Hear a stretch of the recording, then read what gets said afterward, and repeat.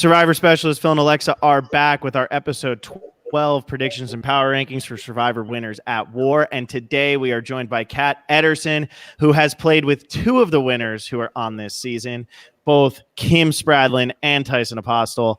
Kat, thanks so much for joining. You're the third person we've had join from the One World cast after Troyzan and Jonas. So thanks for coming on, and excited to see what you say about the power rankings this week. Yeah, well, thank you guys for having me. I've heard such great things. Troy mentioned you guys months ago and was like, hey, can you jump on? Like, really big favorite. Phil and Alexa are so great. And I was like, Troy, I don't do podcasts anymore, but during the situation, things have changed. We have a lot more free time. So I just wanted to reach out and just kind of, let everyone know how much I'm enjoying the season. I know you guys are probably enjoying it. So I just kind of was like, hey, I'll talk about it because I loved it. So yeah, and I think it'll be fun to talk to you too, because we can talk about one player who's still in the game and then one player who's been voted out twice. You played with both of them. Mm-hmm. And I kind of want to start with Kim though. I think Kim is an interesting one to talk about on this season, because what were your expectations for her coming in, and like, how do you think she's playing so far? Well, that's a great question, because Kim, as a individual, she's amazing. She's one of a kind. So I knew that Kim was going to do great. It just depends on what season she wanted to play. I mean, she was always a favorite to come back, no matter when. It was just kind of like, hey, when did I decide that I want to come back and I was ready? But you could see that even in her personality, she's the same way she played the first time as the second time. Just depends on what hand you're dealt in any season. So it's nice because she's still a dominating beast. Like when it comes to challenges, she kicked my butt, so she's super competitive. And then when she's not in with the people, she's like, hey, what about me? Like, talk to me. So it's just been really interesting to watch this season compared to the one that I played, when you're in the majority as opposed to being on the bottom and trying to, make sure you get by every week. So it's just been interesting to watch. And she's playing pretty well from the bottom too. She's so cool, calm, and collected, which is like such a good quality to have, especially when you don't have the numbers. And last week she kind of she did exactly what you said. She was like, hey guys, can I vote with you? And they were like, yeah, of course. It was so casual. Super casual. Yeah, no, it's been a joy to watch, because she's just the same in the game and out of the game. So it's just been nice to, be able to watch like my best friend play again. It's really touching for me. Like, I'm especially the loved one visit. We'll get to that another time, but oh my gosh, it's so good. It makes me happy to hear you say that though, that she's still like one of your best friends, because you were one of her first real blindsides. I think you were the real first blindside she had in that season, where she actually had to vote out one of her own alliance members. And then we did just see this whole One World reunion that was all over the internet right now. So it seems like you all get along pretty well, but like, you've forgiven the fact that she blindsided you back then and kept Greg Tarzan around instead. Well, yeah. So you guys watched the the jury speech I made. I think I forgave her that day. When I told them how I felt and when I voted for her, and I knew that long term, yes, she did blindside me, but long term, she was going to be a value to me my whole life. So she's been one of my best friends. We talk all the time, and I visit her like 3 or 4 times a year. So we're all very close. Our season, hands down, is the closest season you'll ever find. Yes, everyone had their moments, and I'm sure that it took a while to get over a few things, but it only took me one text to get every single person on my season to come to a reunion. One text. Troy, let's talk about it. Let's talk about this reunion. That looked so fun. It was so fun. And it was kind of emotional a little bit, because we were just all like so happy that everyone actually just showed up. Like, who shows up anymore? So it was nice. And we got to, Troy and I guess he was on the phone with Evil Dick. Do you guys know who Evil Dick is? Mm-hmm. Yeah. I don't know much, but I know the name. Yeah, so he's just a friend of ours who also does a show, and he basically mentioned that he was gonna they were talking about, would you ever do a One World reunion? And we were like, yeah, but we really don't want to do it too publicized, because we want to do it privately. That's just kind of how we just want to check on each other. I mean, there's a crisis going on outside, so we just wanted to see how everyone was doing. And it took only one text for 18 people to confirm a reunion. And then it was just awesome. We talked for like 2-3 hours, and then there was an after hour. There's people who are on the West Coast that want to talk for more. I fell asleep. So that was nice. Everyone had a good time. So I have to ask the only important question from this. Did Tarzan ever get the shocks on his Jeep? Did you guys find that out in this reunion or no? You know what? Tarzan and I have only had we've had little to no words too much. It's unfortunate, but we haven't spoken too much. But, I think that he did end up getting those shocks, but I'm not sure. You're not that. Okay. I just wanted to check in. It felt like it was something important to check in on. But that is really cool that all 18 of you got together, because I feel like with a lot of casts, especially as like Alexa and I start to interact with more of the cast as we go on, there always seems to be like one or two people or three people who maybe like aren't as in it as everybody else. And that's really cool that all 18 of you, I mean, just one text and everybody gets together, and including Kim, who, was she looking like extra skinny? How was she looking? Is she going to make it to day 39 or what do we think? Well, I mean, Kim, wow. So Kim, she was fine. I was just happy that she showed up because, everyone who's played a second time knows the rules, and we all have to be very cautious on what we can and cannot do. And that's why we made it private, because we wanted to make sure everyone felt comfortable. And, there wasn't any game talk. There wasn't anything like that. It was like, hey, like, you got married. Hey, I'm making a baby. Hey, I can't wait to do this. Like, that's what our conversations was. They were genuine. They were kind. They were like, they were amazing. So, no, Kim, when it comes to how skinny she was just in the corner and she was listening and she was participating. So, yeah, it was one of those things where with Kim and Danny before the season began, we weren't going to be able to tell how far they made it anyway. They're both so fit. It's like, you can't be staring at that. But, no. So what are you thinking? What are you thinking about this season as a whole then? Not even just Kim or Tyson or anything like that. What do you think about the season as a whole? I'm in love. Every single player has been absolutely amazing. And it's great because it's like, we do a power ranking every week, right? But every week it changes. Like anybody right now could maybe like two or three, but anybody right now could say I deserve it. So it's been nice, this week's been Tony. Last week was Kim. The week before that was Denise. Any one of them, if it was a final three situation, it was like, hey, did you just see what I did last week? Like, So, I've been on my seat. When I watched Kim win the immunity challenge, I was on my seat. When I watched Tony, I was on my seat. When I saw Jeremy, I was on my seat. So the best part about this whole thing is that we're friends. Every single one of us, we're all friends. So I would be super happy and excited for any one of my friends to win, because this is an amazing opportunity for $2 million. So much money. Yes. I love that. I mean, I've been the same way. I feel like it's been a really good season, and I'm curious to see, like, Tony obviously broke the record for confessionals last week. He had 18. That hour was the Tony hour, which nobody's really complaining about, obviously, because he's Tony. But I'm curious to see if this is going to be one of those dust settling type winners where Tony had his moment and then maybe he makes it another week or two, but gets voted out like right before the end, like we've seen in some, previous seasons.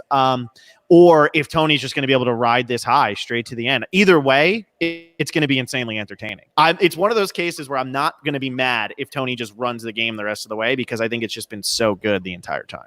I mean, I totally agree, but I'm on the fence because I'm super, super, super biased about Kim. Like, you have to understand, like, I want Kim to win no matter who it is. Like, even if she did a Michelle, I still want Kim to win. So, but Tony is playing great, and he is a joy to watch, and he is so real. And what I'm loving about every single person on this season is that even with social media, it's not the same the way when I used to play. When I played and I had a really bad challenge, I used to get a bunch of hate, and I'd be too scared to say anything about social media. I'd just let them just hate me.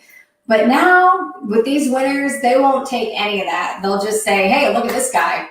Like, that wasn't nice. And I'm just like, wow, like, that's amazing.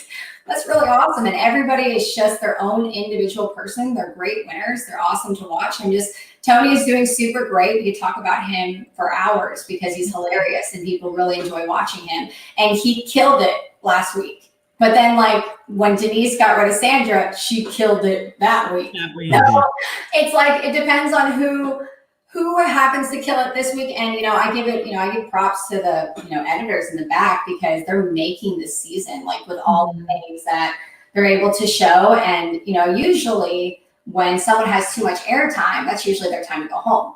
Right. So the fact that you're seeing a lot of airtime from Tony and he's not going home, that's really great to see. You know, you saw a lot of airtime from Denise that day, but she didn't go home. That's really great to see. So any one of these people could. And then the other day with when Tyson came back into the game, a lot of airtime, but he didn't go home. So it's just kind of nice to watch how everyone's just kind of transitioning into telling their own story with no way of knowing who's going to win. That's yeah. Do you think Kim is going to be able to take him down? Because it looks like for this week they're setting up for a Kim versus Tony kind of battle. Well, you know, as a fan of the show, you know, I'm kind of scared. You know, I don't know anything, but I'm a little bit scared for her next week just because I got my own heart like broken on day 33 on my seventh place. So I swear she better get through this week. That's all I gotta say. But it's setting it up where I'm a little bit nervous. So I just hope that, you know, she either wins the challenge, wins the immunity, somehow, some way turns around the girls, turns around, you know, the bottom. Because at the end of the day, you could bring, you know, Tony and Jeremy can bring Michelle or Nick. Fair, that's fine. But what if Kim were able to turn Nick and Michelle around, knowing that Tony and Jeremy's going to be a final two no matter what? So, and there's going to be someone thrown in, you know, from Redemption Island. So it's like, I'm hoping Kim and Denise can like change Nick and Michelle. I pray. That's what I do. I talk to Jesus. You know? Yeah. I'm sitting here, and this is the time to do it. I mean, if you look at this right now. Kim had that was One World. I mean, One World is the most dominant female season that we've ever had on the show. And that's, yeah, there you go. And this is the time to make that happen. You have Denise, Kim, and Michelle, and then you have Sarah, who's going to be so pissed right now. So mad. I'm so mad. The hardest part is going to be not letting Tony know who they'd be voting for, since he now has an idol, and being able to figure out, can we get Jeremy? Can we get Ben? Can we get Nick? Or even get Nick on your side, maybe. But this is the time to do it. And we've seen her do it once before. So, like, I don't think there's any reason she couldn't, especially since none of the women, except maybe Michelle, are happy with last week's vote. Yeah, that's what I was going to say, is that maybe Michelle is the only person that could be still with them. But I know Sarah's super pissed, which is great.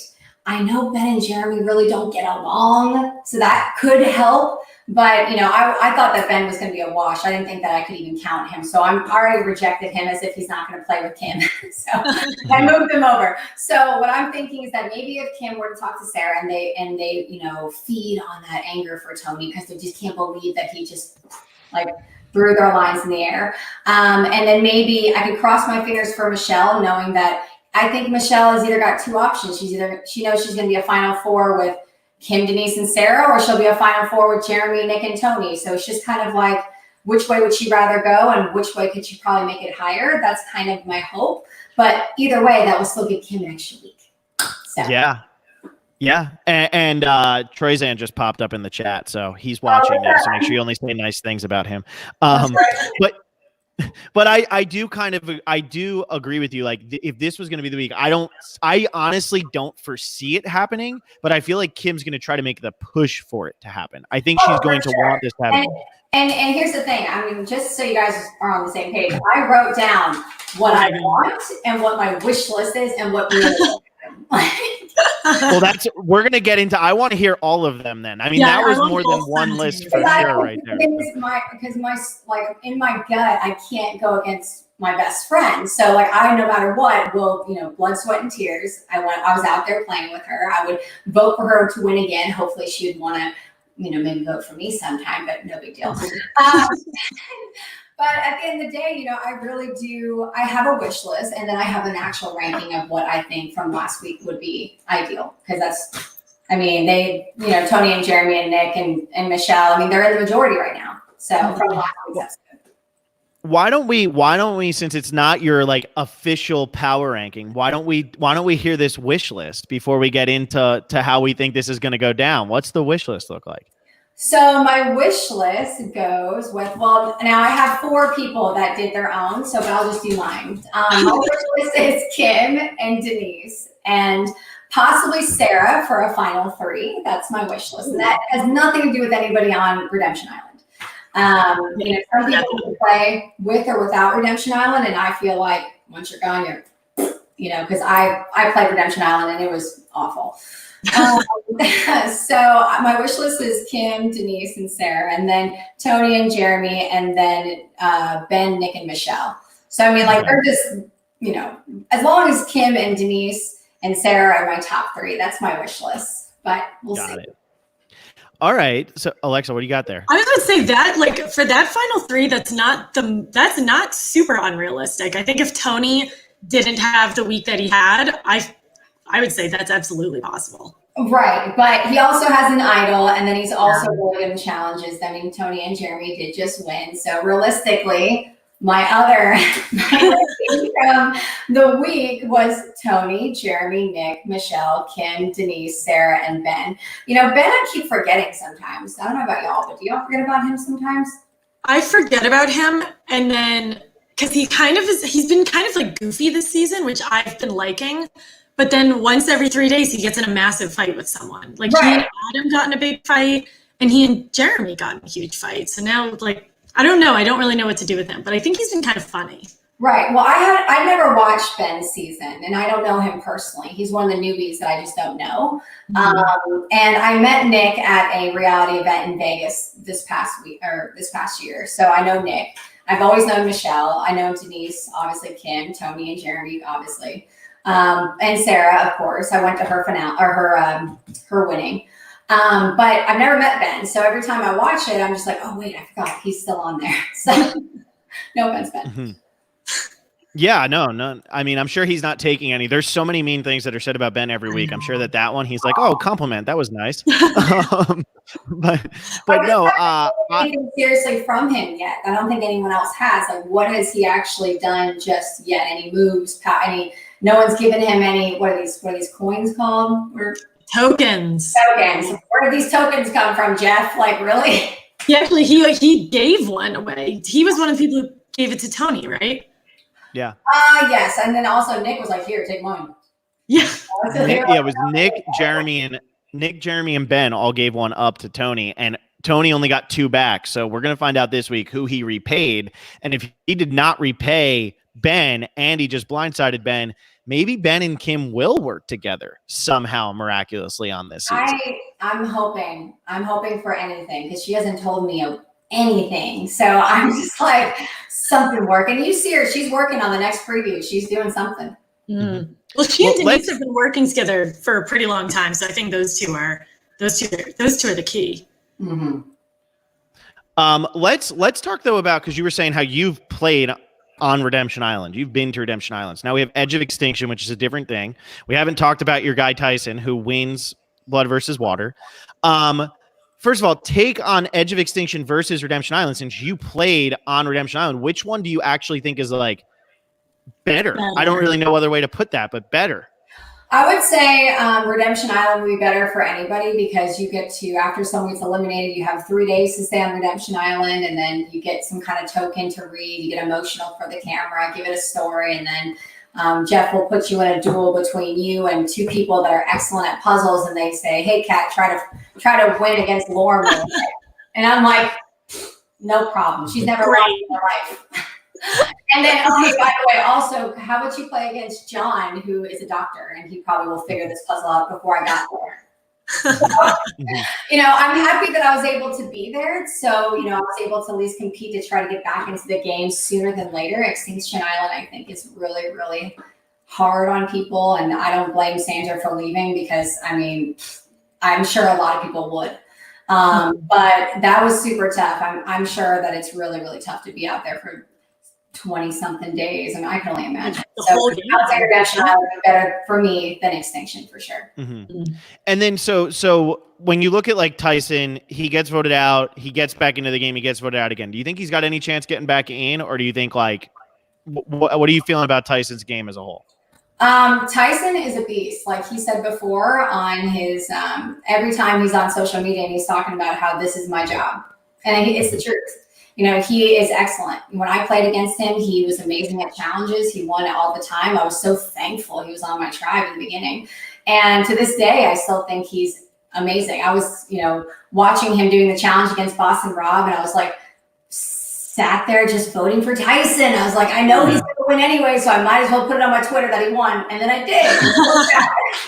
So, you know, it's Tyson, if you ask my opinion when it comes to challenges and if he's going to come back in the game, he's the safest bet. He's so good at challenges that he would beat anybody. You'd be really lucky, or you'd have to have a lot of tokens to skip him to get to beat him. Yeah. Yeah. And how do you think he played as like a whole? Because obviously he got voted out early, came back in, kind of tried to change up his game. But do you think that it was more of the target pregame, or was there anything he could have done early? Because him and Kim looked like they were trying to kind of work together and it just didn't work. Well, yeah, I mean, like, you know, they have a really great connection. A lot of people that are really strong in challenges. What people don't realize is that even when you go on Survivor and, you know, people are back here like, why didn't you work with this person? Why didn't you work with this person? It really comes down to a chemistry. Like, people have real relationships in and out of the game. So if you're going to come into the game and you're Tyson, you are, no matter how many alliances he makes, he's always going to be the first person that people want to get out, just because he's so strong. If Tyson's going to win this season, it's because he won to win, not because of his alliances. That's just, he knows that, which is why he already prepares to be on the island. You know, thank God for Extinction Island, because he got voted out. I wouldn't be surprised if he wins, comes back in, and then wins from 5-1. Just because he's that good at challenges. This is what he's made to do. It really does feel like his job. Like, I feel like he's clocking out of a 9 to 5 whenever he like finishes the season. I love it though, because he's he's a safe bet. I want Tyson to win. $20 million on Tyson. Yeah. And only because he's proved it. It'd be like Ozzy doing challenges back in his heyday. He proved it. Some people are really good at these types of challenges, and Tyson is phenomenal. You can't hate him. Yeah. Absolutely. No, I totally agree. And I think it could come down to the token thing, and Tyson just doesn't have many fire tokens. In fact, he has 0, I think, right now. Whereas Natalie has a lot, right? Yeah, Natalie has a lot, and Parvati now has a lot. The two of them have a lot. 7? I feel like she has so many.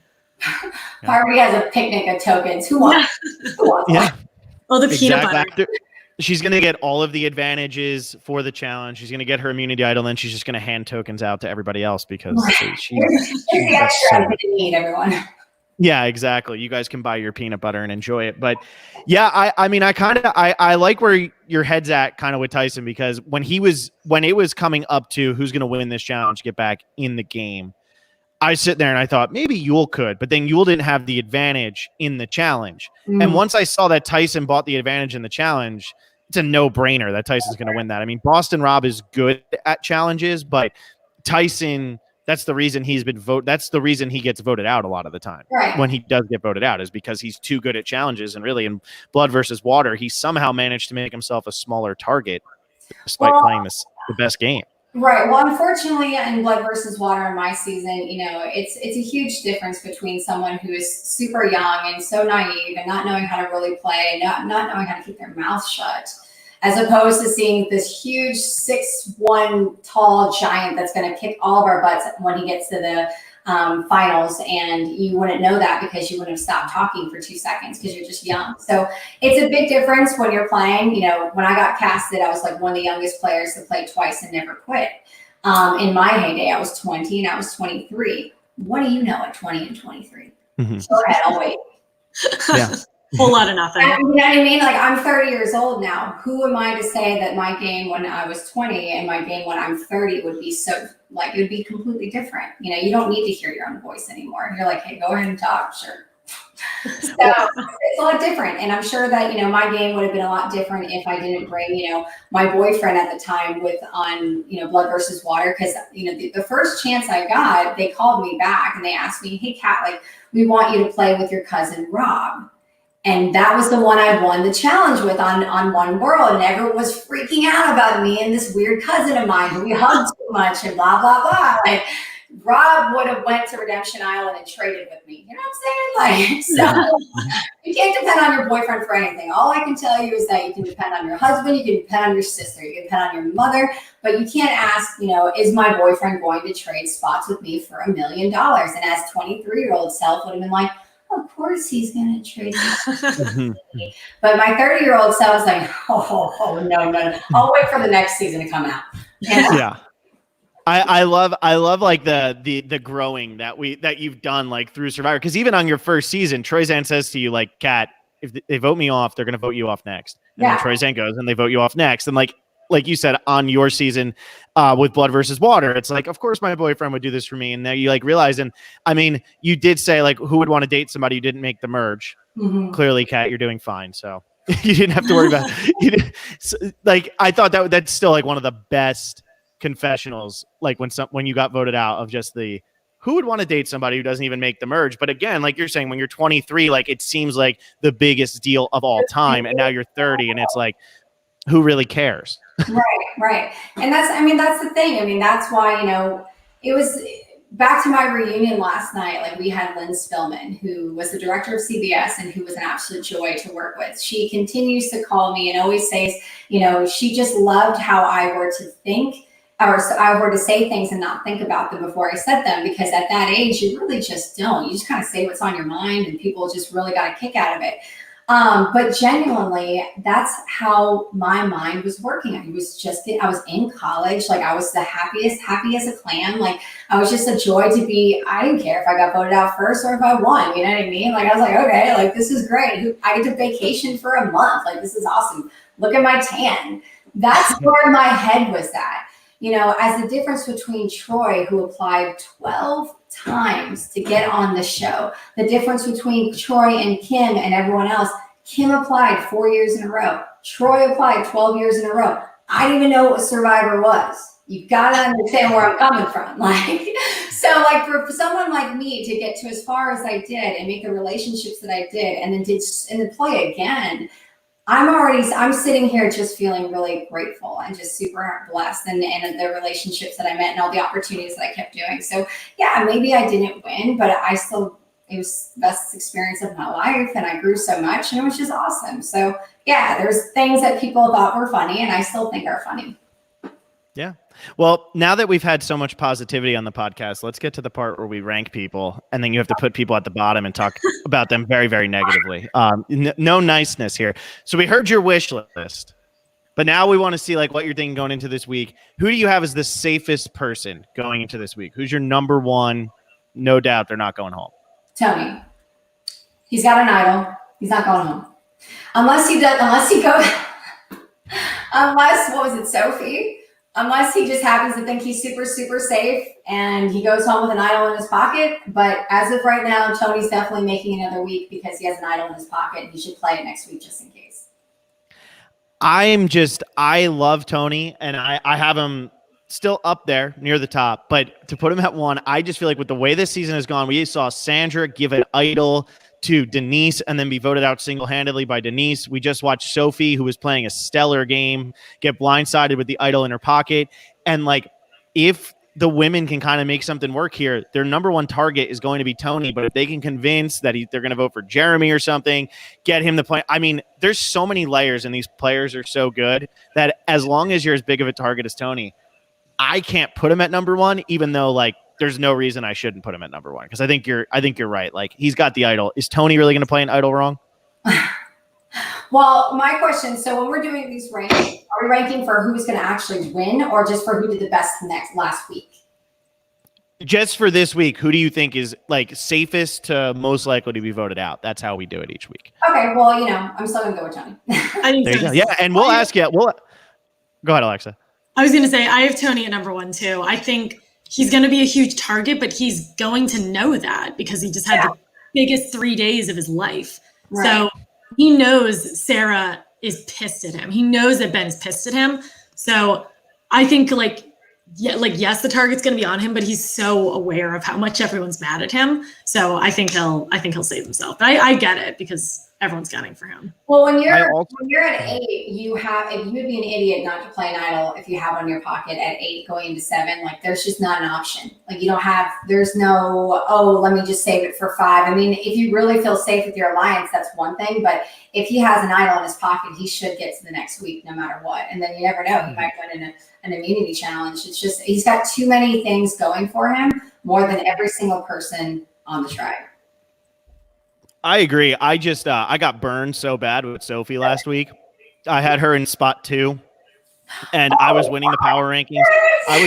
I was winning the power rankings the entire season. I'm beating all of our $20 patrons. And then I put Sophie in spot 2 and she gets blindsided with an idol. And I'm just like, this sucks. Yeah, question. It's funny because that's the difference between people that have played and people that watch. Love you, Phil.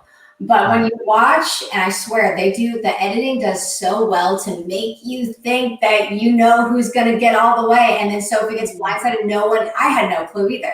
But I just didn't think, if I had a power ranking, I didn't think that Sophie was going to be all the way up there just because, I don't know. I knew that Sophie and Sarah were getting super close, but I never considered Sophie as a number 2.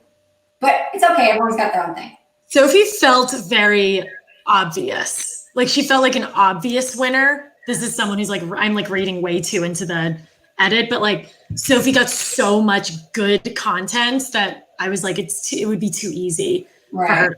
But I didn't expect her to go home last week, which I don't know. I love her. I think she's so funny. So I don't know. Yeah, Sophie's super great because, I remember when I first watched her play, but I know that she made a comment about Kim, some cowboy thing. And I was just like, and then after that, I was like, love you, Soph, but you got to go. You got to go. That's what it is. See, you also have like the loyalty to certain players out there. The game. I'm sorry. I promise it's never going to end. I'm sorry. I know. I wish I would have had the loyalty because then I would have put Sophie lower. But I had Tony at 1 last week, and I was right. And I had Sophie at 2, and I was completely wrong. So my number 1 this week, it's going to piss off half the community, but I got Michelle at 1. She voted right. There's no reason to vote her off. I think that Tony, Jeremy, Michelle, and Nick, is that going to last? Probably not. I don't think that's going to be the majority here. I think that Tony's going to try to make something work with Sarah or something along those lines. But even if they do come after, if Kim can pull something off, she kind of needs Michelle. If Ben is looking to pull something off, he's not going to go after Michelle. It's going to be Tony or Jeremy that I feel like they gun for. So actually my 1 and 2 are Michelle and Nick. Like, I just feel like the 2 of them, they voted right. And there's just no reason to vote them out yet. You're so close to the end. You want to get to the end with these people because you think you can beat them.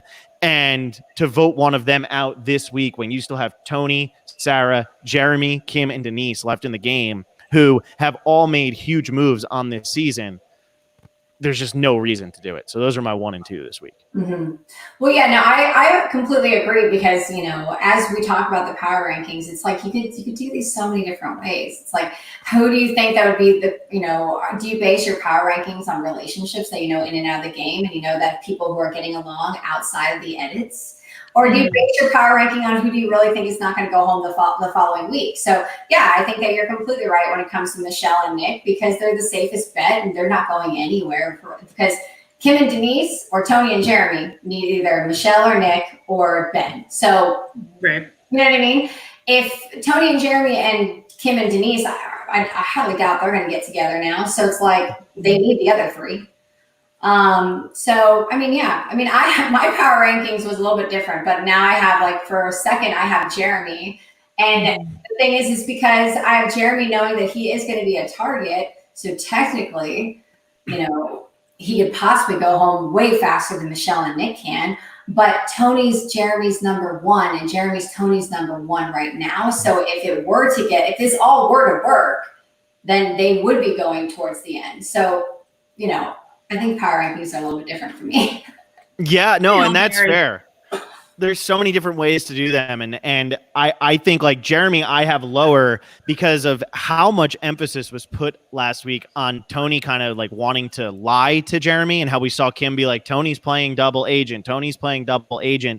And I want Tony proved to be very loyal to Jeremy, but even in his first season, he was very loyal to LJ. And then the next week voted him out. And I could see him kind of doing a similar thing to Jeremy right now, which scares me because Jeremy, at the end of the day, I think if Tony gets to the end, I think he probably beats anybody left. But Jeremy would be the one who would be able to put up the best fight, I think, against Tony if he gets there. See, I think maybe it's just because I'm just so biased. I really am. At least you're honest about it. I'm just going to write Kim on the full thing. Yeah. because with Jeremy, I know him personally and he is a stud. He's awesome. He's a wonderful person, carries a conversation. He's so laid back. He doesn't need to be the first voice in the crowd, which is excellent. But I have him as number 2 because I just think that when it comes down to if Tony and Jeremy are able to pull it off with Nick and Michelle, that's what they showed me last week, was that this was going to work. So that's kind of what my rankings are. And then my third one was going to be either Nick or Michelle. I was on the fence between either one because they need one of them. Now, Tony, if he was smart, he would make Michelle and Nick feel like they're number 3, obviously, and Ben. So if he was super smart, he would show them he has an idol, so he's not going anywhere. He would convince Ben that he's with the boys. So Tony and Jeremy be with the boys, vote with us. And then on the side, Tony's, controlling Michelle. And then also Tony and Jeremy are controlling Nick. So they kind of have a couple different ways and how they're making this work. The only kicker is if Kim is able to pull something, a rabbit out of her hat, and say, hey, Sarah, Denise, Michelle, whatever with the guys, and let's do this together. But who says that's going to ever work? Because only women worked in our season.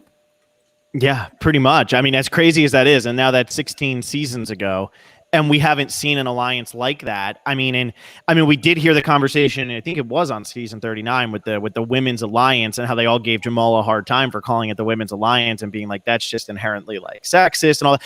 But at the end of the day, everybody's terrified of women's alliances because the 2 most successful women's alliances are 2 of the most terrifying alliances because they were so dominant. Mm-hmm. Like it was the Parvati Black Widow one. We did not move. And in your season, in One World, sorry, I cut out there, but I was just going to say in One World, like you guys just dominated literally from the first moment the game started until the end. There was no reason for it to change. So, right. But Alexa, who's your 2? Sorry, my dad and brother are playing foosball and they're screaming at each other downstairs. Someone we haven't really talked about, I have Denise at number 2 because I don't think anybody is going to target her. I think everyone, like Kim clearly wants to work with her. They've worked together for a while. I think they're going to need to take down Tony, and Denise and Tony have never really worked together from what I've seen. So I think Denise is in a good spot because I don't think she's threatening to either Tony or Sarah. And I think those 2 are like the big ones that are going to be fighting. So I think Denise is really safe next week. She's playing a really good, quiet game. I love Denise. She's so great. Have you met Denise before? No. Oh, She's as wonderful as you would think. It's just like, it's one of those types of people that when you talk to, you feel like they're actually listening to you. Mm-hmm. It's just one of those people, and you're like, wow, like I really wish that we could be friends outside of this game. But no, she really is wonderful to talk to, and I agree with you with your power ranking because Denise doesn't seem like she's in a hot spot at all. I mean, if someone like her were to go home, it'd because it got in between a gameplay. Right. I think being a therapist is probably the best job to have if you were to play Survivor. I feel like you already do that as your job pretty much. Well, this season is just it's a lot more different than any other season in your show, right? Like I could say a million different types of power rankings, and I feel like that any monkey wrench will be thrown in it because there's all types. I mean, you'll get, Parvati who finds another clue to send over to the tribe and it messes everything up. I mean, Tony would have never had this option if it wasn't sent to him to mess up the game. So it's just kind of like, how do we know that's not going to happen next season or next episode? Yeah, exactly. Yeah. And especially since we can't even predict what the twists are going to be. Like the extortion thing was brand new. And so who knows if that's what we're getting at final 9, are we going to get something new and even crazier at final 8? Like we have no idea what's happening. Mm-hmm. So it's interesting. Kat, who's your number 3? I have Nick as my number 3. I think that, from last week, like I said before, I just think that either, Tony and Jeremy are going to pal up with Nick and Michelle. I mean, they got them to vote for them with them so fast. They feel really safe clearly with them because they're strong players. And, I have Nick as a number 3. Mm-hmm.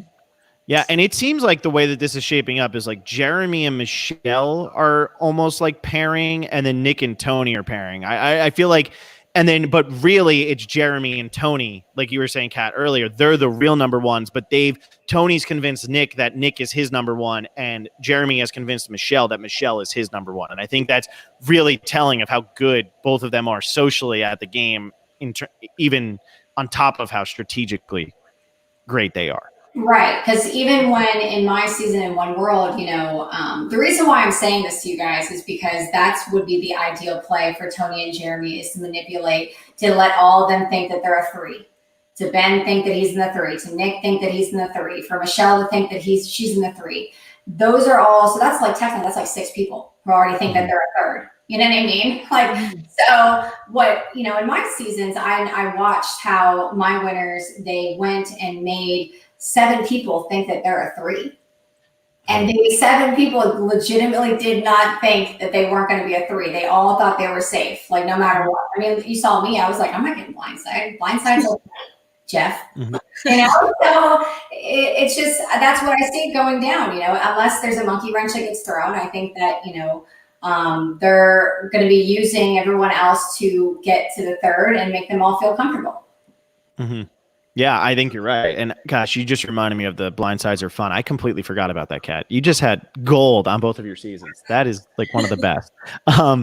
But yeah, Alexa, you said you also have Nick at 3? Yeah, I have Nick at 3 and Michelle at 4 for kind of the reasons that we were all just talking about. Sounds like you have the same thing, Kat. Like everyone is going to kind of like this sounds like disrespectful to Nick and Michelle, but everyone's going to kind of want to use them because like Jeremy, Sarah, and Tony, and like probably Kim too, are all going to be like going at it. So I think Nick and Michelle are going to slide right by.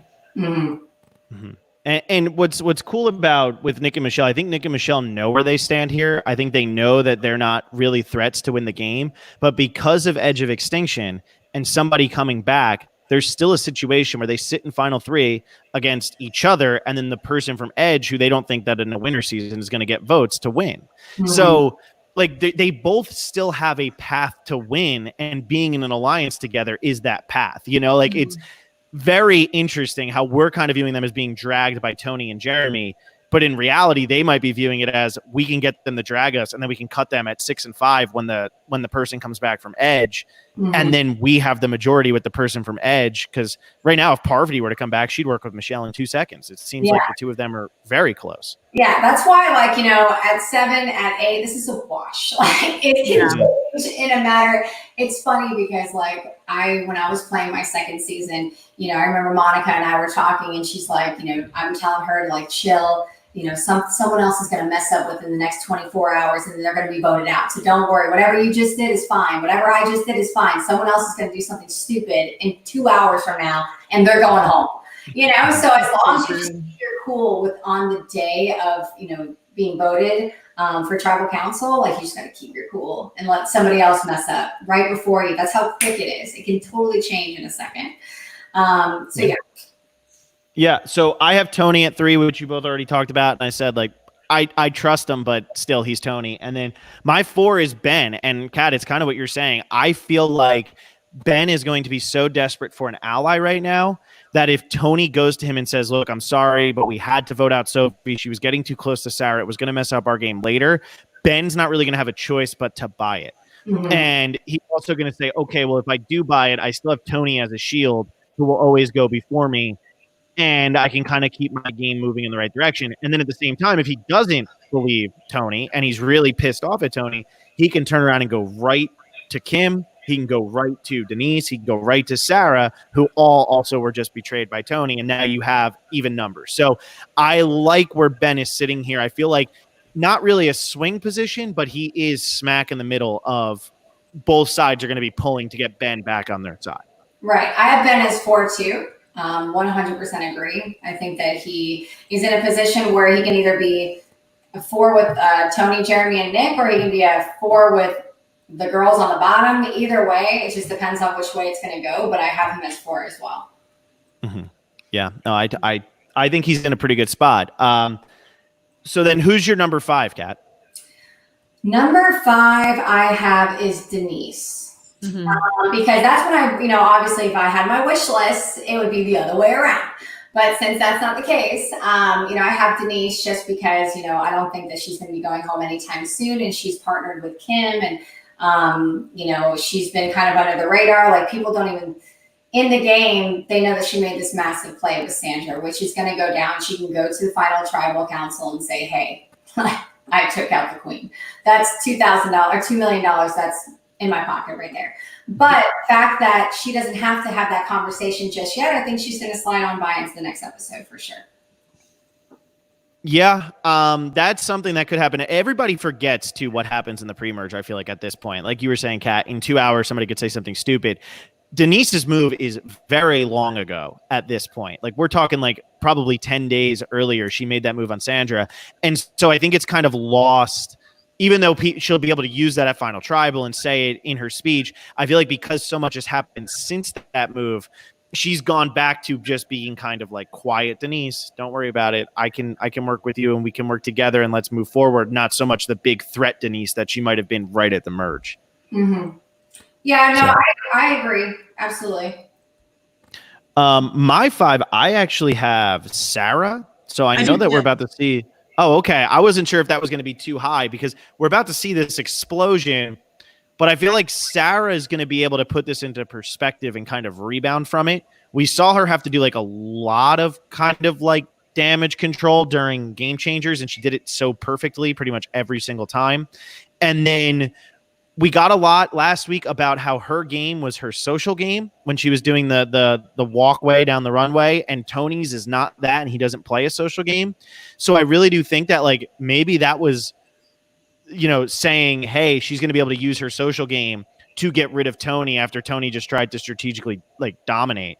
And, she's definitely in a position where there's 4 people going back to Tribal who are going back to the beach who were blindsided this week. 4 people. I mean, get together and then try to figure out the weak link of the Jeremy, Michelle, Nick, and Tony alliance. So I don't know. I feel actually okay about Sarah despite the blow up that's coming. Yeah, I mean, like Sarah, I think Sarah's playing an excellent game too, but I just don't know what's about to happen next week. So yeah, and she did just lose her best friend.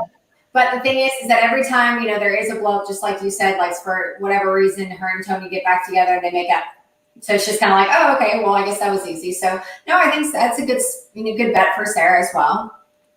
I would not be shocked if Sarah and Tony get in a massive fight and then try to get each other out, but then realize that they sort of need each other and kind of get back together. I could totally see that happening. Right. Because in the beginning, Sarah was telling Tony how, you backstab me and let's do this together this time and blah, blah, blah, blah. And then they're working together, but sometimes they'll clash. And, I think that at the end of the day, this is for $2 million. They'd rather be safe than sorry. And if they want to get by one more week and Tony just says, Sarah, do this, she might be like, okay. Mm-hmm. You never know. But I mean, if Sarah wants to make a move, I think that she should, work with the other side, and that would be awesome to watch if she wasn't working with Tony next week. Like, how cool would that be? Like, what? That would be like season. Yeah, exactly, and that would be the chaos that we all want to continue to see as this moves forward. Yeah, we all want to see a blindside every single week. Who's your number 6, Kat? Did I say Michelle already? So I have Michelle. No. Down. I'm not sure if I said it. Okay, let's do Michelle. Okay.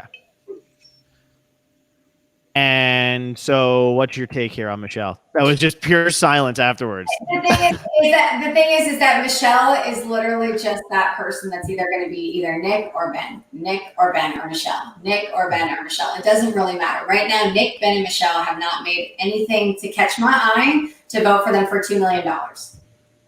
So, ever since Sophie left, they've been all in a little bit of a shamble. They're going to vote with whatever they think is the majority. And, I think that they could be rotated. I think that let's say if it was Kim and Denise, it could be Nick, Michelle, or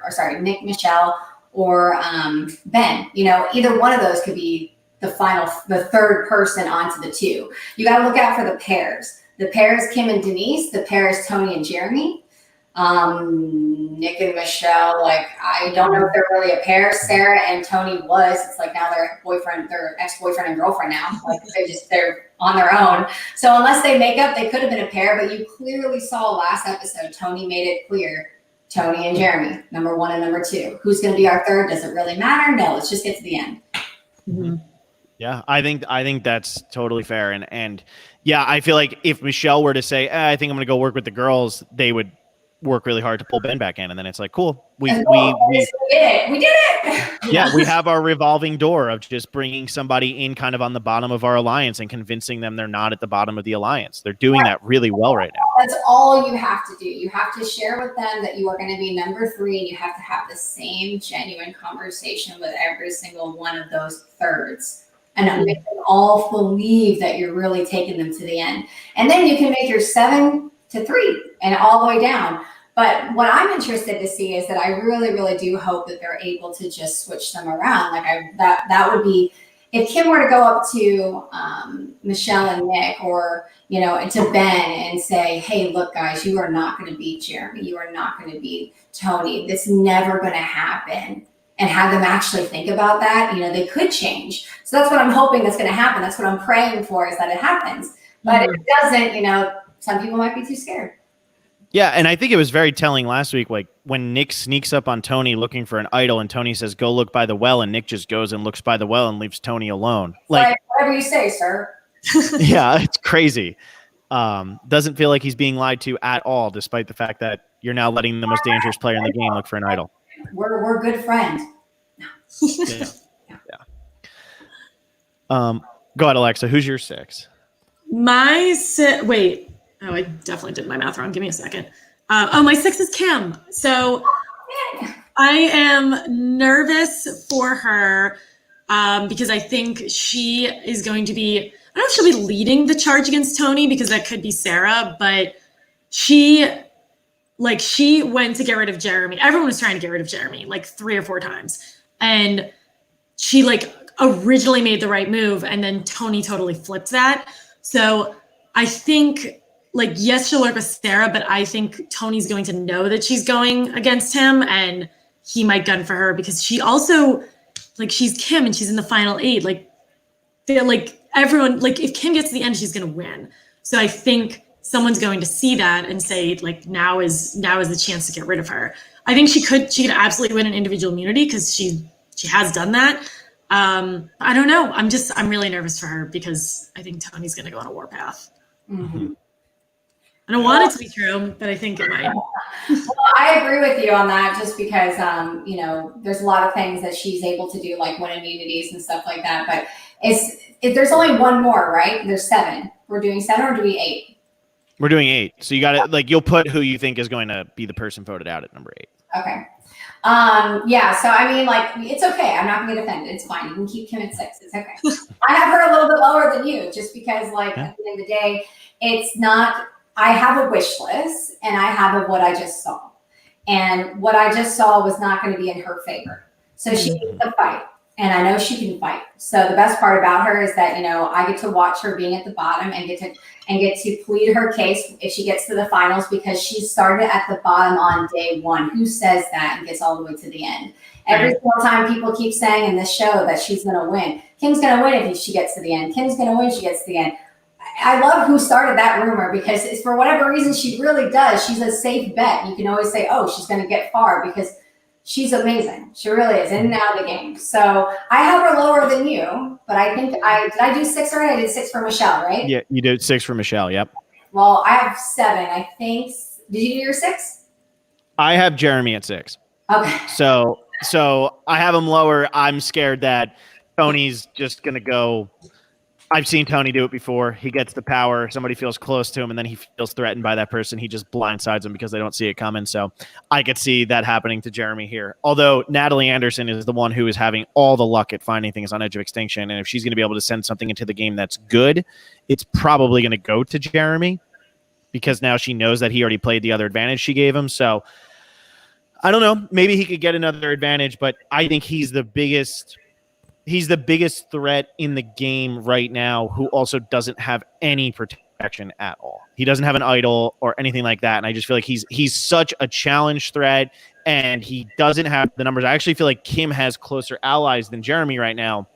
So it's weird that I'm putting Jeremy ahead of Kim, but I don't know. I don't trust Tony. I really don't. I feel like he's just gonna stab him right in the back. By Sophie, you've been burned. I've been burned too hard. I totally disagree with Jeremy being so low, because if Tony Tony saved him, like literally saved him, like took out all of his whole alliance and said, "Hey, buddy, Kim and Denise are going for you." Like, do you know how hard that is to have to be brutally honest with your alliance? Like, Tony was playing both sides all the time, but for Jeremy to actually flip on Denise and Kim, that means that he's in it to win it with Tony. So if Tony does well, Jeremy's going to go well. So that's why I had him high. But for who do I have for 7? I'm on the fence. I mean, like, Sarah and Kim and Sarah, like, what if someone's going to blow, someone's going to go. You know what I mean? Like, it's kind of like, that's kind of what I think is going to come into the next episode, because even though I want her to be number 1, she has the biggest target right now. She has to win. She has to flip the votes. She's going to be either this episode or the following episode, unless she does something.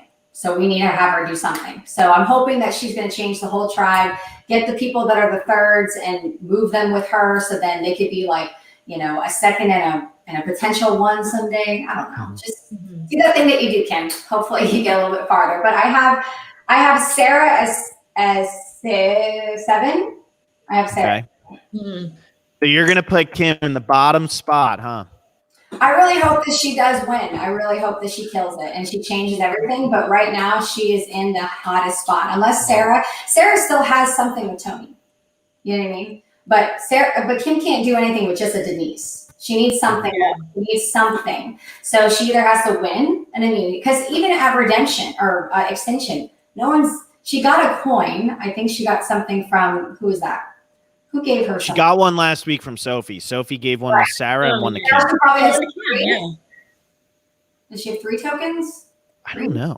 That's what I'm saying. It's so hard to keep track of. So like anything could happen. So I have Sarah 7 and I have Kim as 8, because I don't want to do this, but I just don't know what is going to happen. And right now I feel like that she was not involved in the vote last week.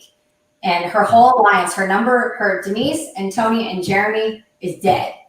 So it's like, I got to rebuild. And, I'm just hoping that we have people that are willing to, play strong, play hard, play like winners, instead of like, well, this is an easy vote. Here we go, Kim. You know what I mean? Yeah. So that's where I'm at with it. But I'm hoping, again, wish list, not a wish list. Yeah. Okay, girl. I have Kim at 7. I have more faith, Kat. I believe Kim's going to get through this week, and that means I have Denise at 8. I am worried for Denise, because Denise and Kim very much in the same boat. Like, we're going to agree with you to agree with you. We have no other play in the game, so we'll just do it. And I feel like Kim has a better chance to maybe win one of those immunity challenges, kind of what Troyzan did. I guess it was a final 9 in your season, but what he was able to do, where it was like, he's definitely going home, wins immunity so that you guys have to vote somebody else out. I could see Kim doing that this week, and the person they would turn around and vote out is Denise. Because Denise, even though she's made her target smaller and she's doing that really well, her and Kim kind of picked the wrong time to try to jump in with the majority, since Tony was able to blindside them all. And so I don't feel like it really gains them any favor, like automatically, with the people who voted wrong. I agree with you 100%. I wish I could change mine to yours, because 100% that's right? I mean, that sounds so much better, because at the end of the day, things change. And, if Kim knows that her butt is on the line, which is what she's proved to me since 9 years that I've known this woman, if she's on the line, she's going to win. If she has to do it today, she's going to do it today. Like, it's just kind of one of those things where I think that if she thinks that she's going to go home, she's going to do everything that she can to win. So I'm really hoping that, if she's a 7 on your list, I would love to switch it, but it's kind of up in the air on who's going to actually go home next week. So I'm crossing my fingers. Yeah. And Alexa, how do you finish yours out? I have Jeremy at 7, but now that we're talking about it, I don't actually think he'll go home. I have Ben in last, and I know you guys had him a little higher. I think people are getting frustrated with Ben. I think Jeremy's obviously frustrated with him. And I think there was a trio of Ben, Sophie, and Sarah, which is now obviously broken up. I think like obviously Sarah's a target, but I think like out of fear of Sarah having an idol, Tony's going to go for Ben. So I think Ben might go home. Mm-hmm. I disagree, but I hear you. Yeah, totally. So I mean, he literally there's no reason for him to go home. Yeah. It'd be the dumbest thing for anyone to take a free vote home. Yeah, like exactly. That wouldn't make any sense. Like you by 7 and 8 and 6, these are all votes that are going to get you. These are game-changing votes. Yeah. Taking out somebody that has done nothing is literally just going to, take away one of the votes that's going to get you to the end. So I think that would be safer. But again, this is just someone that's played and has had my butt like burned. You know this vote. So it's just kind of like, this is what you're thinking, a little bit more strategic on who's going to get me to the 3, because that's anybody can fight for the 2 million. Everyone's got their own case, right? But at the end of the day, you can tell the strong players who's made moves, who's won immunities, and people that haven't. And the people that haven't usually get to the 6 because it's an easy 6-5-4 to the 3-2-1. The Lions and the Hyenas. That's it. So you gave us your wish list. You gave us your power rankings. Who do you think is going to actually take home the victory in this season? I don't know. I don't know. No, there's pressure. No. You know who I want to win, so I'm going to keep saying Kim. I just that's what I want. Like, I'm hoping that Kim wins and we have this wonderful, awesome vacation because I told people that she did.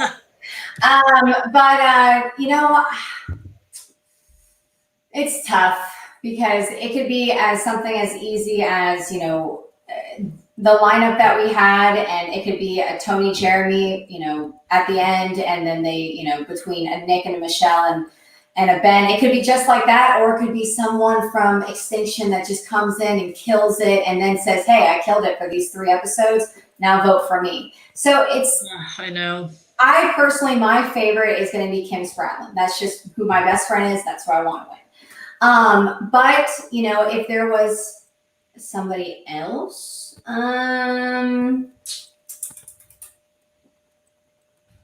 really like Denise too. Denise is great. That would be my ideal perfect. That would be just, oh God, that'd be so perfect. So, hey, those are my favorite. It could still happen. I'm not going to count it out until that's the thing with this season. Until the person is voted out, you can't count them out, because that's what we've seen time and time again. I thought last week's boot was going to be super easy. I thought it was going to be super boring. I thought the group of 5 that voted out Tyson was just going to stick together and vote that way again. And boom, Sophie's gone with an idol in her pocket. It's unreal. Crazy, right? Like that. We haven't seen something like that in so long. I know. And then it happened, and we're just like, did that really? And the thing is, the best part about it is that during the Winners at War season is that no one was even mad. No one was hateful online. Like, people praised Sophie for just playing again. Like, it was just such a different vibe that she got. Even with, now if that was me, like 10 years ago, like I would have heard it for years. I know. It's so true.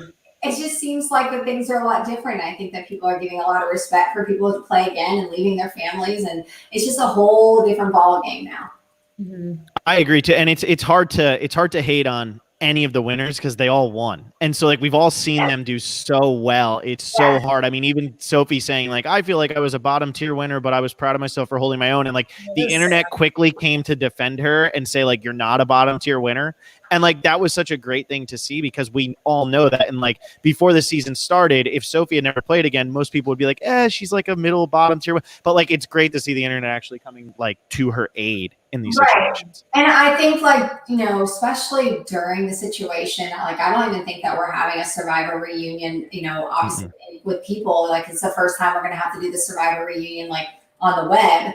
And I think a lot of things have changed. I think even for the better. I think maybe people, instead of being so hostile when someone doesn't make the move that you want them to make, they're just kind about it. And they're just like, hey, thank you so much for going out there anyways. Like, thank you for, leaving your 3 children at home with your husband. And thank you for taking on that agony when you came home. Like, thank you so much for going out there and playing again. I think people are a little bit more supportive this around than they ever have been, which is a really joy to see on social media. It is. And hopefully that would stand when we go to season 41 and 42, whenever that comes around. Hopefully we'd end up getting to that point. Alexa was just totally frozen and now she's gone. So Kat, it's just you and I. I'm going to put you on the spot here because I used to do this podcast with a guy named Will, and he wanted to ask if you remember running into him in Tampa during Gasparilla 2014. No, 2014, I was 23. Yeah, I know. I know. Go ahead. No, I was just going to say, he's literally texted me. He's like, tell her that she ran into me, because he used to do this podcast with me. And this was actually before we started doing the podcast. But I guess he ran into you and Hayden. I think it was you and Hayden that he ran into in 2014. Hayden and Hayden and I would go to, hey, Alexa. I'm back. Yeah, we used to go to Monica and Brad's all the time. So we used to always visit them. They live in Tampa and live on Davis Island, right next to the Dare Pier. And we used to travel over there and just stay in their guest house, which I don't know if you know, but her guest house password, her Wi-Fi is Troy's in, like it's ridiculous. So we all go there to visit. It's super fun. And yeah, we did walk outside, and they lived literally across the street from Gasparilla, and we did go outside, and that was when we were like 2014's reality couple. So people always recognize Kat and Hayden. So I'm sure, hi, Will. I'm sure that we see each other, air high five. Good to see Alexa, I got to say, Kat didn't remember Will. I mean, I know that's shocking for you because Will's the most memorable guy in the world, but Will has met Kat, and Kat didn't remember. I'm kidding, Kat. Don't worry. He's forgetful. He's not that great. But yeah, so he's been texting me the entire time and emphasizing the text over and over again. So at least I got it out of the way. Because we were definitely at Gasparilla, and we definitely walked across the street. We were at Monica's. We were on the boat with Monica and Brad, and we just got off the boat and just walked for like a couple of seconds. We got stopped so much we had to go. Like it was funny because we were always recognized back in the day. But I grew out my hair, so no more. That's what we've been getting the most in the chat. I don't know if you have the chat that's going up and down the side of your screen here, but that's what we've been seeing the most over here, is that people are like, she doesn't look the same anymore. Like, it doesn't look like the Kat from season 24. And I think it is just you grew out your hair, and now, everybody's like, who's this? It's Kat. Things change. You go on the show when you're 20 years old, and then you have 10 years later and you're 30 years old. And, my whole life has changed. Like, everything has been nothing but amazing things. And, everything from, me buying my own home and, having my own team. And before I was just selling timeshare, and I was just going to college, and now I run my own team. I'm a vice president at a firm. Like, I have a different boyfriend, like just a lot of things have changed. So yes, my hair is longer, and people grow up. There you go. I love that. And I think this was a really fun, strategy and talking about just all the players and Kim. It's always fun to get more perspective on Kim, because I feel like, she's always considered for dominating her season and everything like that. But we all want to hear the inner workings of how Kim's game can how it really works. And I think you did a really good job of telling us that. So I'm hoping she can pull something off this week and surprise the crap out of everybody in this community. That would be awesome. I'm probably her biggest fan. She knows that. So, you guys, I don't know if you saw, but on my second season, I brought a picture of her and I, and in a letter that she wrote me, and I read it out. And so she's just one of those people that, we probably knew each other in a past life. She's just one of those people that she's my favorite person. So it's just nice. I love the fact that she was asked to play so many times, and she turned it down so many times until she was ready. So I hope that she's ready, and I hope she's going to do something different. I hope she's going to make a move. So, because we need it. I think it could, I still think it could happen. We have time. We do. And on a winter season, I'm not counting anything out. Do you have anything else, Kat, that we didn't cover that you want to talk about from the season or anything? Let's see. I'm pretty much all good. I kind of was voting for Boston Rob to come back just to throw a monkey wrench in, because, he's always been a gem to watch, and I know he's old school. And what are you guys thinking about all the old school t-shirts? You're not wearing one. What's the deal? You guys new school? I love those shirts. Can we get them? Right? I'm so what? So I'm considered a new school because but I'm 10 years now. So come on. And give it 2 more seasons and you might just be old school, which is great. Yeah. Okay. But yeah, I mean, I'm pretty much good, but I really appreciate you guys taking the time and talking to me. And this has been super fun. I'm happy that you guys are safe. And I've heard so many great things about your podcast, and I hope you guys keep going. How many years have y'all done this, or is this your first year? Oh God, Phil, how long have you been doing it? I started the last 3 episodes of season 29. Oh, wow. Wow. Yeah, I know. 6 So right years. after you were done, it was right after we graduated from college, Will and I started doing, and then Alexa, you came in during Game Changers. Right at the beginning of Game Changers, yeah. So, because Will went and worked on the show, actually. So he You guys, vanished. there's so many comments on this. I know. It just keeps going. I know. It's crazy. Why? Wait, let me read one of these. Oh gosh, the comments, they've been pretty funny. Okay, that's good. All right. Yeah, but I mean, like, I'm all good. I mean, I'm happy that you guys took the time to talk to me. So anytime else, like, I'm hoping that, you know, things are going to go either one of our ways so that somebody's happy next week. But I'll be watching, and I'm excited to see who wins, and, you know, we'll go from there.